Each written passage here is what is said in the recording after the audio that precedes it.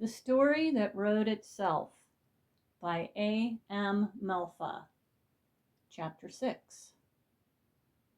While Eustace lay slumped over his keyboard, the story was busy poking its fingers around the writer's brain. The story was possessed of extensive, intimate knowledge of the internal landscape of the brain of all storytellers, for here is where story made its home. As in most cases, science was catching up in its understanding of the actual condition that the story encountered when it interfaced with human consciousness. Inside Eustace's gray matter at that very moment, story was concentrating its own energy to trigger electrochemical synaptic firing in specific areas of the brain, causing neuronal correlates of consciousness to arise. By manipulating the synchronization and oscillation rates of these neurons, consciousness finds its sweet spot somewhere in the range of 5 to 500 milliseconds.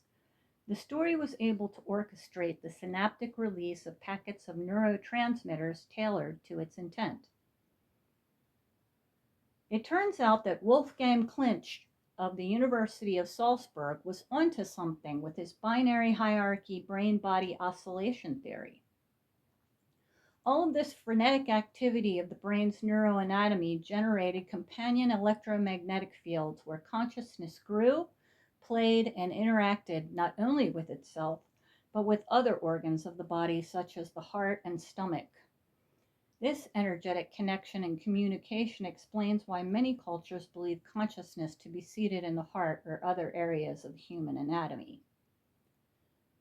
So in a sense, the brain functioned much like a motherboard, joining physical anatomy to the energetic cloud of consciousness, which is ultimately produced by the brain's neuroanatomy. It was in these electromagnetic fields, or the cloud that is Eustace, that the story was currently manipulating base code. For a very long time, an amount of time longer than any human can comprehend, the story had been curious about this human condition thingy. Prior to the advent of computers and the World Wide Web, story's attempts to possess a humanoid completely had never progressed past the spirit of inspiration.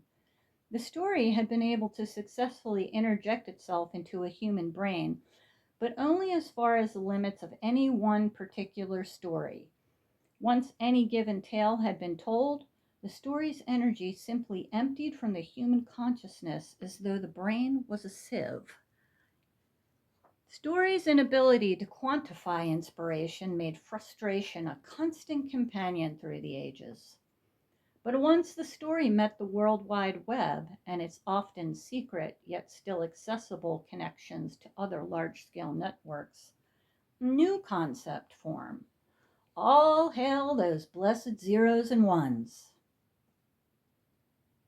Ranging around the web as easily as it could wander through any human cloud consciousness, the story was fascinated by the conversion of information into electronic bytes.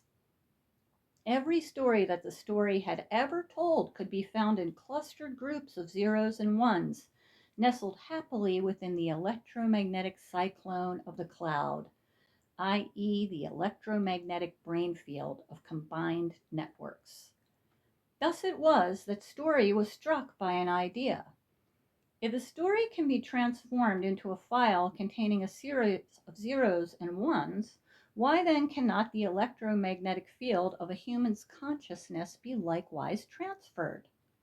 As it turns out, it could.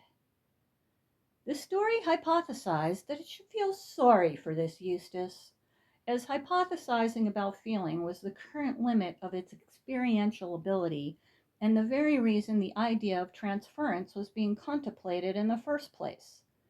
However, story also reflected that it had taken the best story in its being and delivered it unto this Eustace's lap like a perfectly wrapped gift. And this Eustace had taken that gift and squandered it on cat chomp cleanup and shadow staring. The story was not buying Eustace's excuse for the previous day's no-show. If story was to be truthful with itself, this Eustace wasn't all that bad of a sort. He was an excellent writer most days who had led an interesting, if obfuscated, life. It was primarily for these reasons that the story cast the man in the role of Frankenstein's monster to achieve the switch. Story also had another quite compelling reason for selecting this Eustace, which brought the wheel back around to the aforementioned life obfuscations. There was a particular sticking point in this Eustace's story of self. Most of us spend inordinate amount of time writing and rewriting our own story of self, and this Eustace was no different in that regard.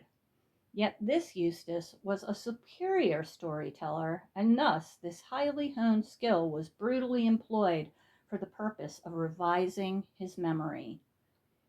One terrible, life-altering memory that must be managed at all costs. Click on Edit, Select, Find, and Replace.